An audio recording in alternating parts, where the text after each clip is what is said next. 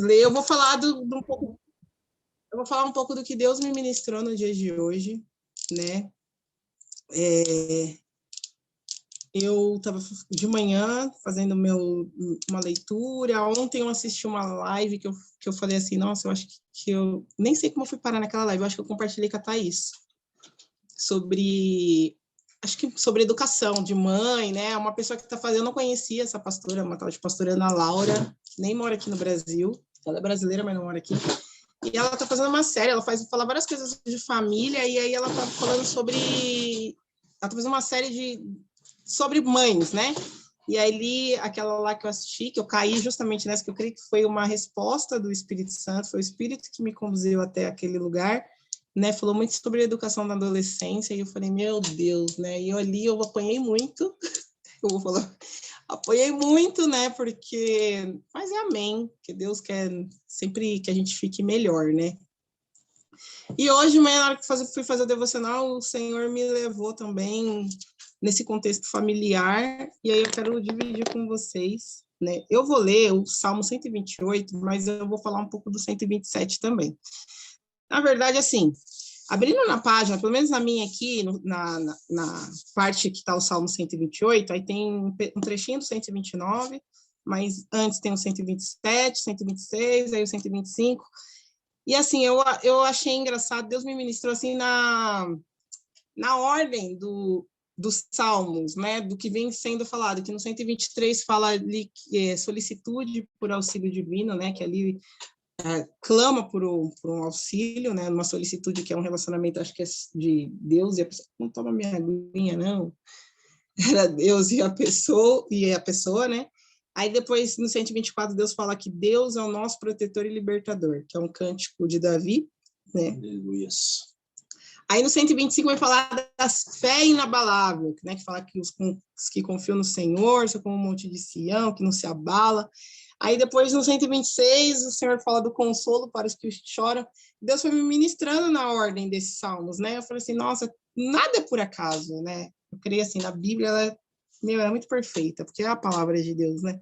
E Deus foi me ministrando na ordem, assim, dos assuntos, que é como se Deus fosse preparando o nosso espírito. Conforme a gente vai lendo o Salmo, até a ordem que a gente vai lendo, é uma preparação, não foi por acaso, assim, tipo, vou jogar esse aqui, esse ali, porque a gente nem sabe a ordem cronológica, porque às vezes tem de Davi num campo, depois pula, já não é Salmo de Davi, é Salmo de outro.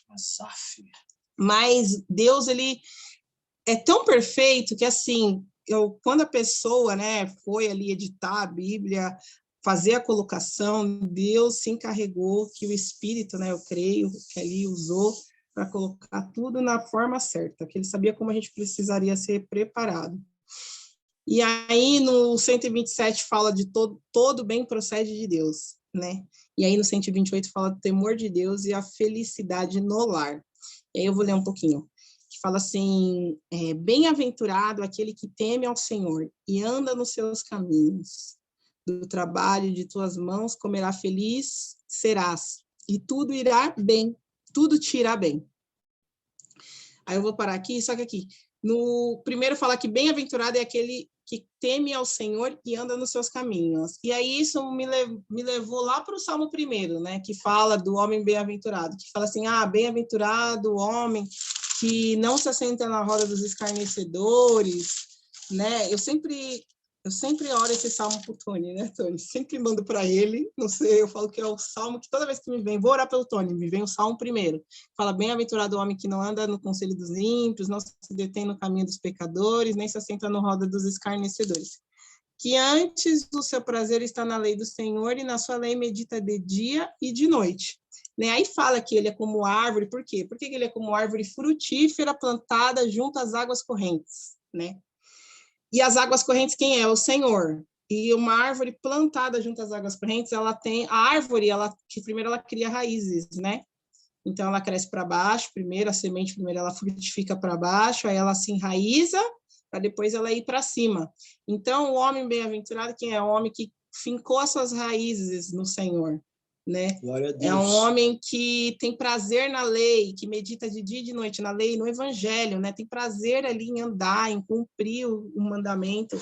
E aqui no 128, quando fala do homem bem-aventurado, que bem-aventurado é aquele que teme ao Senhor e que anda nos seus caminhos, né?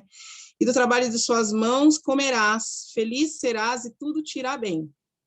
E aí aqui me lembrou, né, quando eu falei Salmo 1, me lembrou do homem, do Salmo 1, e aí o Senhor me ministrava assim, que esse bem-aventurado é o homem que tem a base no Senhor, né, é o sacerdote, porque aqui está falando do lar, né, e aí o Senhor me ministrava que esse homem é o sacerdote, é aquele homem que traz a realidade dos céus para sua casa, né, que traz a direção de Deus para sua família, para sua casa, é a figura representada, né? O sacerdote, ele é isso, ele é o que conduz, o que traz a direção, ele é o primeiro a trazer a direção espiritual, né? A provisão também, mas não só a provisão financeira, mas a provisão espiritual da casa dele, o direcionamento, ele é a cabeça é a que guia, né? Se o cérebro manda, acho engraçado, porque assim, quantas pessoas têm mortes cerebrais decretadas, né? Eu estava até conversando com a Marina isso. Eu falei, Marina, tem pessoas sobre a mente e o coração. Eu falei, a gente não é emoção. Eu falo para eles, a gente não é emoção e a gente não é sentimentos. Porque o Senhor mesmo já falava que o nosso coração é falho, nossas emoções nos roubam, né? Porque as nossas emoções vêm da alma, muitas vezes está ligado ao pecado, aos prazeres da nossa carne. Por isso que a gente tem que guardar a palavra na mente, né? A gente é roubado na mente. E quando fala que o homem ele é o cabeça, né?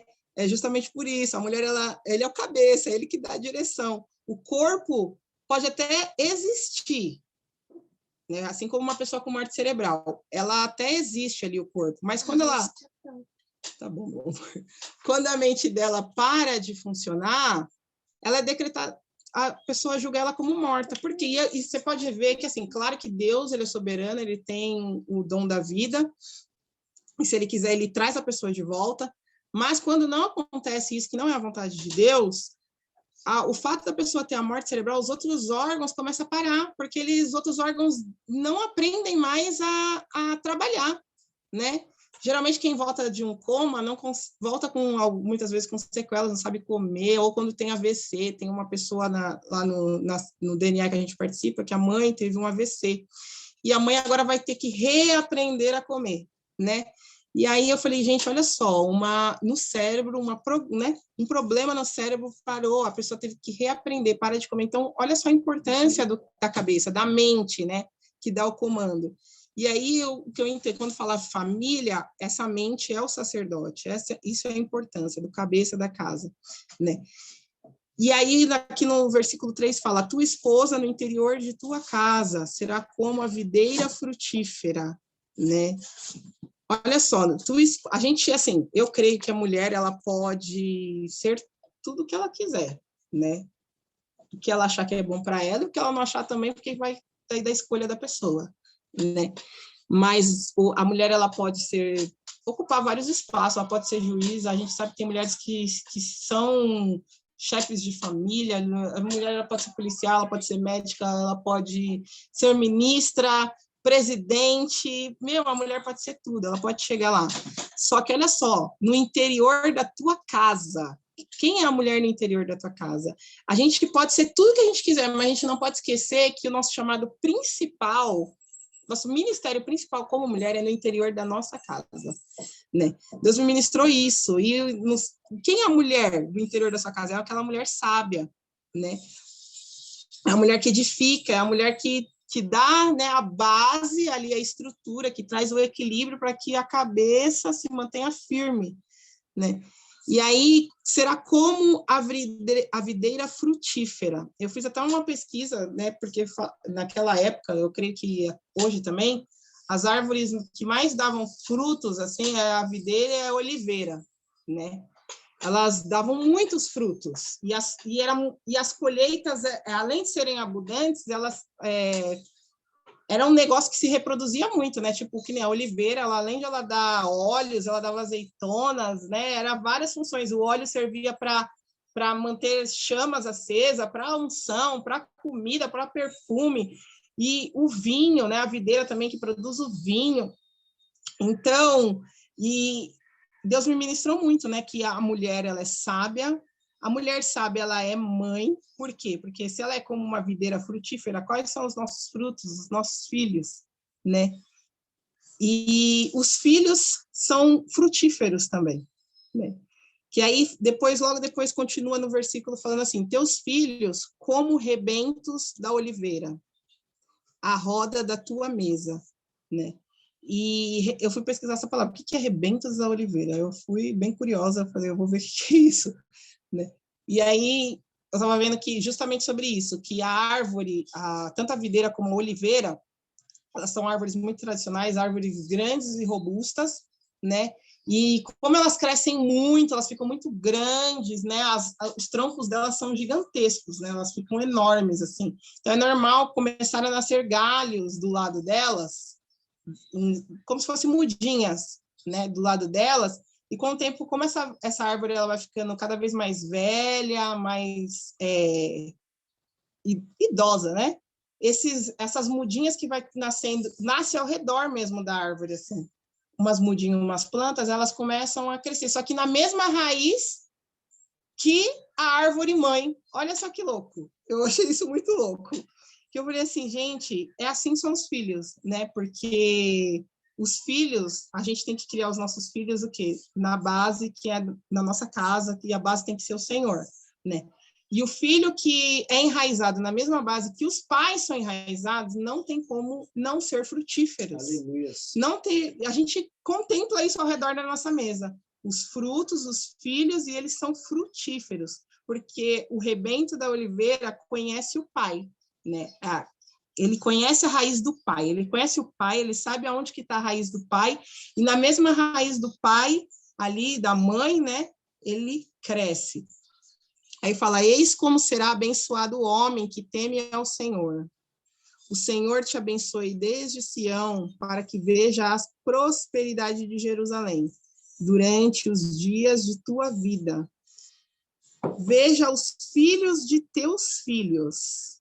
Aí eu achei isso demais também, porque assim, veja os filhos dos seus filhos. Aqui fala que esse homem, né, que é o sacerdote, que anda, que tem a base no Senhor, que traz a direção para a tua casa, né? Ele comerá do trabalho das suas mãos, por quê? Porque o teu trabalho será muito próspero.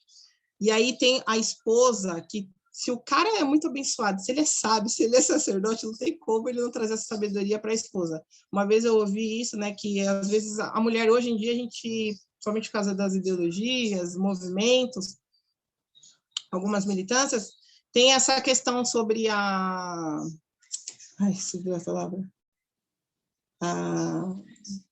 Você ser... Não, a mulher ser submissa ao homem, né? Porque acha que é se colocar numa posição abaixo. E aí, não sei se foi o pastor Luciano Subirá, não lembro quem foi, que numa ministração falou assim, se o sacerdote sabe fazer bem o trabalho dele, se ele é um homem, se ele é um sacerdote verdadeiramente, ele não precisa impor a submissão, porque a mulher automaticamente ela reconhece isso e não tem problema algum dela se submeter àquilo. Cara, porque ela reconhece, é igual a gente. Tipo assim, a gente se submete a Deus por quê? Porque a gente reconhece Ele, né? E hoje a gente tem muito problema com isso, né? Muito problema porque as pessoas deturpam a submissão, né? Mas a submissão é isso, é liderar. E quando a liderança é boa, é lógico que a gente vai atrás. Sem a gente questionar, a gente se coloca, né? Então, esse lar não tem como não ser abençoado, né? Não tem como não ser um lar feliz, né? E esse homem, com certeza, ele teme ao Senhor, então o lar dele ele é abençoado, ele tem esposa frutífera, ele tem filhos que são rebentos de oliveira, né? Ele consegue ver, ó, o Senhor te abençoe desde Sião para que veja a prosperidade de Jerusalém, ou seja, ele consegue ver a prosperidade do início, de um lado até o outro. Ele consegue ser abençoado em tudo. Ele consegue ver uma plenitude de bênçãos, não só o homem, mas o lar, né? Porque aqui está falando do temor de Deus e a felicidade no lar, né? E ele vê durante todos os dias, ó, durante os dias de tua vida, veja os filhos de teus filhos, ou seja, isso se torna um legado, né? Não só na minha vida, não só na vida do sacerdote, na vida da mulher, os filhos também, você vê isso nos seus filhos e nos filhos dos seus filhos, e assim vai, né? Isso se torna uma descendência bendita, né? E quando fala aqui, paz sobre Israel, né? isso é demais, porque realmente, quando Deus fala paz sobre Israel, ou seja, é um lar abençoado, né? Porque... Ai, que susto! É um lar abençoado. E é muito curioso que no Salmo 127, aqui antes, no Salmo anterior, o Senhor vai falando, né, que se o Senhor não edificar a casa, em vão trabalham os que edificam, né? Então, se a base não for Cristo, não adianta a gente ter esforço, né? A base o Senhor vem primeiro falando, né, ensinando, e depois no segundo ele vem mostrando um resultado. Quer ter um lar abençoado, né? Tem que cumprir. Quer viver o Salmo 128? Primeiro tem que se fundamentar no 127. Tem que deixar o Senhor ser a base da sua casa, a base da sua família, né? Em vão trabalham os que edificam. Se o Senhor não guardar a cidade, em vão vigia a sentinela. Ou seja, se o Senhor não for a sua base, não for o temor, se não for... Não adianta, você pode vigiar o seu filho, você pode tirar todos os recursos dele, né? Você pode exercer a sua autoridade sobre ele, mas se na autoridade não tiver respeito, ele não faz ali porque ele está com medo, mas por trás ele faz, porque ele não tem respeito na sua autoridade, ele só tem medo, não tem temor, porque o temor gera respeito, né? Então é em vão, você vigia em vão, né? Todo esforço que você faz é inútil. É inútil você irá levantar de madrugada, repousar tarde, comer o pão que penosamente granjeaste, né? Aos seus amados ele dá enquanto os dormem. Né? Aí eu falei, Deus, qual é o significado disso? Aos seus amados dá enquanto dormem. Porque muita gente, eu já ouvi falar sobre esse versículo, né? Ah, Deus dá enquanto dorme, não fica ansioso, né? Mas não quer dizer assim que você tem que descansar e não fazer nada, né? Você precisa descansar no Senhor, confiar a sua base, fazer seu papel, faz a sua base é o Senhor, enraiza a sua casa no Senhor, o seu trabalho no Senhor, que você vai dormir tranquilamente, você será acrescentado, porque eu creio que assim, mesmo que você não esteja vigiando teu filho, né? O Senhor está te acrescentando lá. Eu vi um testemunho de uma moça falando que ela é cristã, faz 3 anos só que ela se converteu, ela tem um filho de 18 anos, que ainda não é cristão, né, e que questiona muito, mas ela está procurando viver. E aí ela falou assim que o filho dela queria ir numa festa de Halloween. Ela falou assim, eu não acho legal por causa disso, disso. Não tem nada a ver, que não sei o quê, você espiritualiza demais, não sei o quê. Ela falou, olha, se eu estou te falando o que eu acho, né, mas eu não vou te impor se você deve ou não deve ir. Estou falando o que eu penso, o que acontece espiritualmente, mas eu vou orar por você. E ela falou que ela orou por ele, né, falando uma boa, não entrou em conflito em nada. E o filho foi, ela falou assim que ele foi, toda hora ele ficava mandando mensagem, mãe, cheguei, com 18 anos já tem. Cheguei, viu, mãe? Não tô bebendo não, porque eu sei que eu tô dirigindo, tá? Então eu não vou beber nada. Tá bom, filho. Cada 5 minutos ele me mandava uma mensagem, mãe. Aí daqui a pouco ele me mandou uma mensagem, mãe, acho que eu vou embora. Não passou, não ficou nem meia hora da festa, né? E vou embora. E eu vejo isso, né? Enquanto dorme. Tipo assim, ela descansou, ela ficou, e foi. Ele foi para uma festa de madrugada, não ficou nem meia hora e mandou mensagem que estava indo embora, né? Por quê? Porque ela descansou no Senhor, né? Então, mesmo quando ela estava tranquila, descansando, tendo descanso, o Senhor estava acrescentando na vida dela, estava edificando, né? Herança do Senhor são os filhos, o fruto do ventre, seu galardão. Como flechas na mão do guerreiro, assim os filhos da sua mocidade. Né? Nossa maior riqueza são os nossos filhos, e o nosso maior legado é os nossos filhos, né? Quando fala que ele é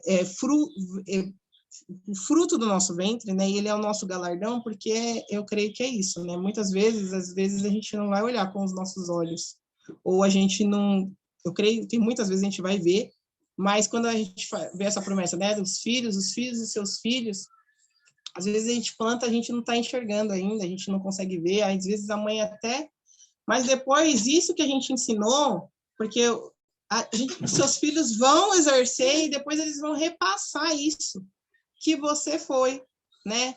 A gente estava até falando, acho que ontem, sobre Enos, né? Que a partir de Enos que começou a se invocar o nome do Senhor. E aí passou, acho que 3 gerações, nasceu Enoque, né? que foi arrebatado pelo Senhor. E fala que Enoque, ele andava com Deus, né? E Deus tomou ele. Acho que de tanto que ele desejava a Deus, teve um momento que Deus pegou e falou assim, agora não sou mais eu que vou até você, você que vai vir até mim. E Deus tomou Enoque para ele. E aí eu falei, nossa, olha só, Enoque, ele é fruto da geração de Enos. Enos começou a invocar, clamar o nome do Senhor, foi ali plantando a semente e regando. Talvez, eu nem sei, porque eu não parei para fazer conta, eu nem sei se Enos chegou a ver, né? Enoque, se chegou a ver Enoque vem andando com ele. Mas foi um legado que ele deixou. Né, foi um fruto, e muitas vezes é assim conosco também, nossos filhos são o nosso fruto, é o nosso galardão. E quando eu falo como flechas na mão do guerreiro, assim são os filhos da sua mocidade, feliz o homem que enche deles a sua aljava. Né? Antigamente, nessa passagem aqui, falava que, porque quanto mais filhos, mais a pessoa era frutífera, porque a pessoa era frutífera por isso, né? Porque ela gerava muitas bênçãos. Depois a gente veio numa descendência de... foi mudando o estilo de vida das pessoas, e aí foi tendo isso que cada vez mais reduzindo o número de filhos, e muitas pessoas nem têm mais filhos.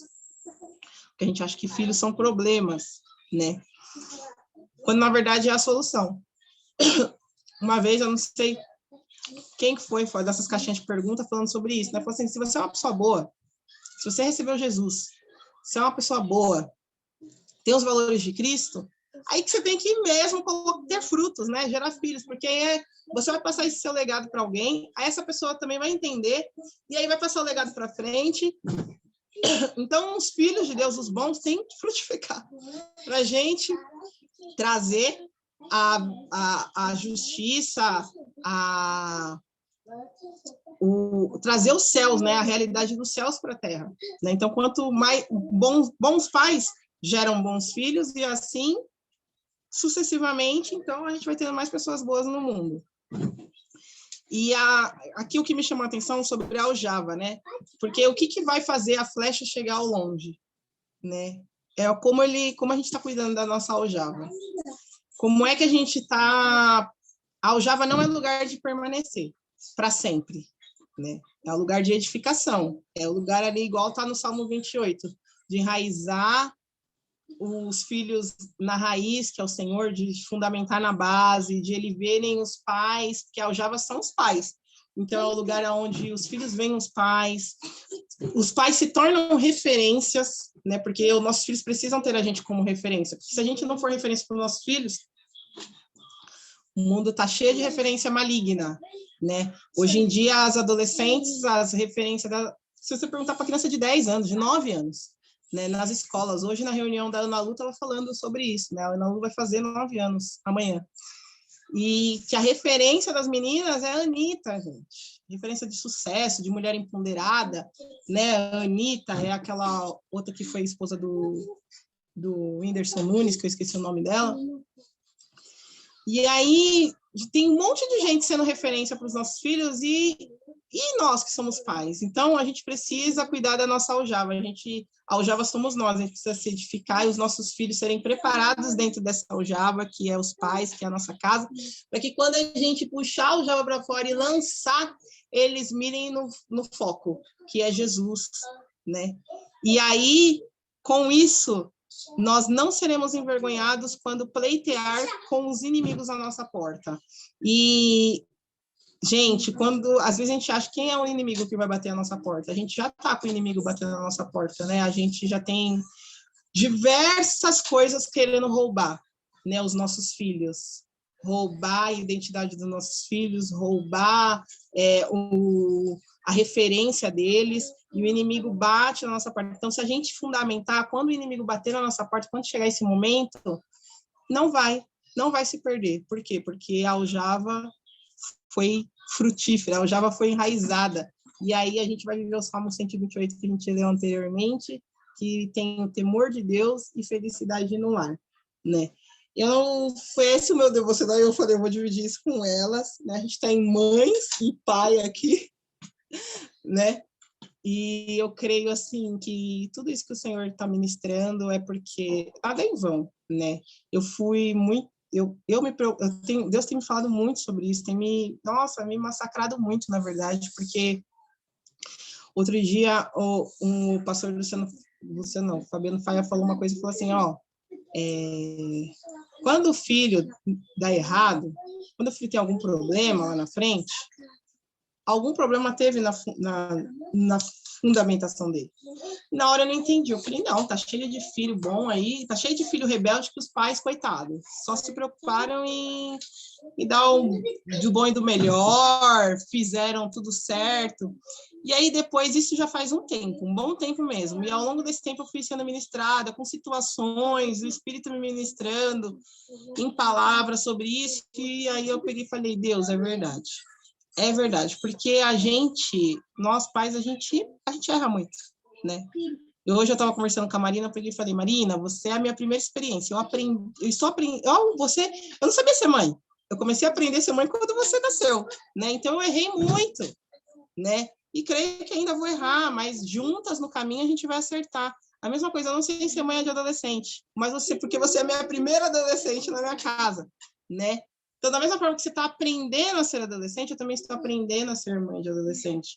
Mas eu creio que juntas, no caminho, a gente vai aprender uma com a outra e vai dar tudo certo, né? Porque a intenção é boa, Deus está na nossa frente, o desejo do nosso coração é glorificar a Deus e vai dar certo, não tem como dar errado, né? Porque a gente não pode esquecer da promessa. Se o Senhor nos fez uma promessa, a gente tem que estar totalmente envolvida nela, não acreditar, admitir. Uma coisa que eu aprendi que nós pais, por mais que a gente tenha autoridade, mas a gente tem que admitir quando a gente está errado, reconhecendo o nosso íntimo e até mesmo chegar aos nossos filhos e pedir perdão. Sabe por quê? Porque às vezes a gente acha que, meu Deus, se eu pedir desculpa, se eu reconhecer, eu vou perder o controle, né? Vou falar, errou, viu? Só não. Mas isso, às vezes a gente pensa isso, mas quando a gente faz, a gente tem uma reação totalmente inesperada, que a gente não esperava, né? Porque, na verdade, os filhos reconhecem, pô, meu pai também falha, mas ele reconhece que ele errou, né? E nisso ele vê que é possível errar e também se reconciliar com os pais ou em qualquer situação, né? Mas o que é importante é não desistir. E é isso que eu queria dividir com vocês hoje. E amém.